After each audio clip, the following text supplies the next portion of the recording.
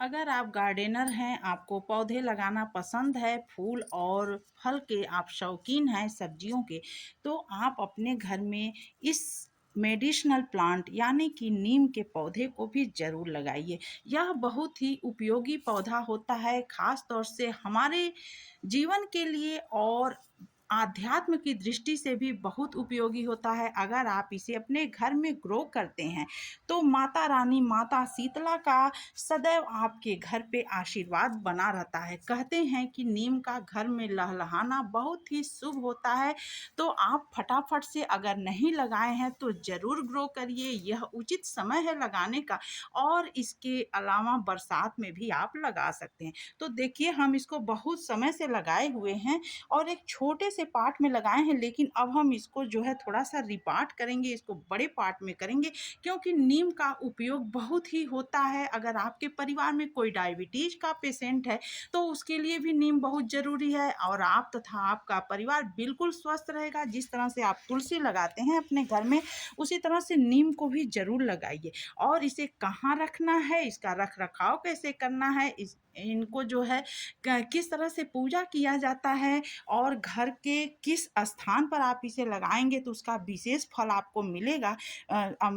स्वास्थ्य की दृष्टि से भी और आध्यात्म की दृष्टि से भी, तो ये सारी बातें आज के वीडियो में।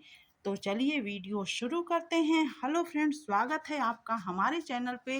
फ्रेंड्स, सबसे पहले तो हम आपको यह बताएंगे कि नीम के पौधे को हमें कहाँ लगाना सबसे अच्छा होता है। तो देखिए, अगर आपके पास कहीं नीचे बालकनी में कहीं जगह है, तो आप इसे दरवाज़ा के सामने अपने ज़रूर लगाइए। दरवाज़ा के सामने नहीं जगह है, खिड़की के सामने जगह मिलता है, तो वहाँ भी लगा दीजिए, क्योंकि यह बहुत ही अच्छा ऑक्सीजन देता है। और पीपल, बरगद के बाद तीसरे स्थान पे ऑक्सीजन के लिए नीम माना जाता है। ये तो हो गई विज्ञान की दृष्टि से। और दूसरा, हम आपको इसका बेनिफिट ये बताएंगे कि अगर आप जो है नीम लगाते हैं, तो माता रानी का सदैव आपके घर में निवास रहता है। अगर आप पूजा पाठ में विश्वास करते हैं, तो जिस तरह से तुलसी में आप जल देते हो, उसी तरह से आप नीम के पौधे में भी प्रतिदिन 1 लोटा जल दिया करें, और जो चूनर वगैरह रहे तो उसको बांध दें। और तो अगर नीम लहलहाता है घर में, तो बहुत ही शुभ माना जाता है। अगर आपके परिवार में बच्चे हैं, तो वह काफ़ी स्वस्थ रहेंगे। और तीसरी चीज़ मैं आपको मेडिसिनल के तौर पे बता दे रही हूँ कि आप सभी को पता है कि डायबिटीज़ के लिए नीम कितना उपयोगी है। तो अगर डायबिटीज़ का कोई पेशेंट है, तो आपके परिवार के लिए यह एक पौधा पर्याप्त रहेगा। 4-6 पत्ती तोड़िए, धुल करके सुबह बासी मुँह इसका सेवन करिए। तो ये तो हो गई इसके सारे बेनिफिट्स के बारे में। अब हम आपको ये बताएंगे कि इसका रख रखाव कैसे करना। तो देखिए, यह उचित समय है इसकी प्रूनिंग का। तो आप इसकी हमेशा साल में एक बार कम से कम कटाई छटाई कर दें, और इसको बहुत विशेष केयर की ज़रूरत नहीं होती है। बहुत ही सरल तरीके से लगने वाला यह पौधा होता है। तो देखिए, अब हम इसकी जो है प्रूनिंग करेंगे और इसका रिपार्ट करेंगे। इसको थोड़ा बड़े गमले में लगाएंगे, कम से कम 18 इंच के गमले में, तब ये जो है बहुत अच्छे से छितरा करके जो है ब्रांच देगा, और इसके ब्रांच में अच्छी अच्छी से आएंगे, और जो है व्रत उपवास में भी इसका दातुन करने में बहुत अच्छा रहता है।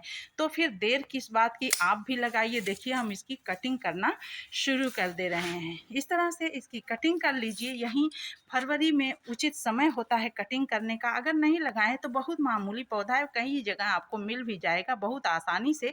एक पौधा आप फूल वालों के पास इसे भी लगा दीजिए। और तीसरी चीज़, सबसे बहुत ज़रूरी चीज़ है, अगर आप फूल वाले पौधे या फल वाले पौधे लगाते हैं, तो अगर आप एक नीम का पौधा लगा देंगे ना, तो उसके अगल बगल, तो आपके घर में कीटाणुओं का अटैक भी कम रहेगा। तो यह सारी बातें और पत्ते इसके आप उबाल करके, अगर आप नीम ऑयल नहीं खरीद सकते हैं, तो इसके पत्ते ही उबाल करके आप अपने पौधों पर छिड़काव कर दिया करें। यह भी आपके लिए बहुत उपयोगी रहेगा। तो इस तरह से नीम आप ज़रूर लगाइए। और देखिए, मैं इसकी बातों बातों में प्रूनिंग भी कर दी, आपको इसको बेनिफिट इसका बताते हुए। और अब मैं इसको निकाल करके रिपार्ट करूँगी।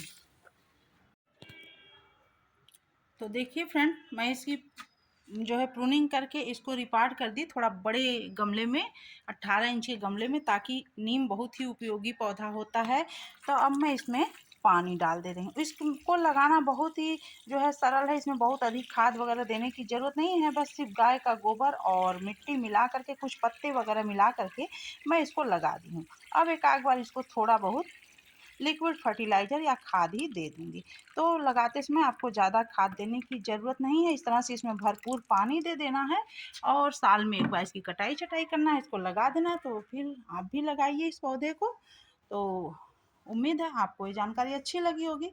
मिलते हैं अगले वीडियो में अगले पौधे के साथ, तब तक स्वस्थ रहिए, खुश रहिए, हँसते रहिए, मुस्कुराते रहिए। Thanks for watching.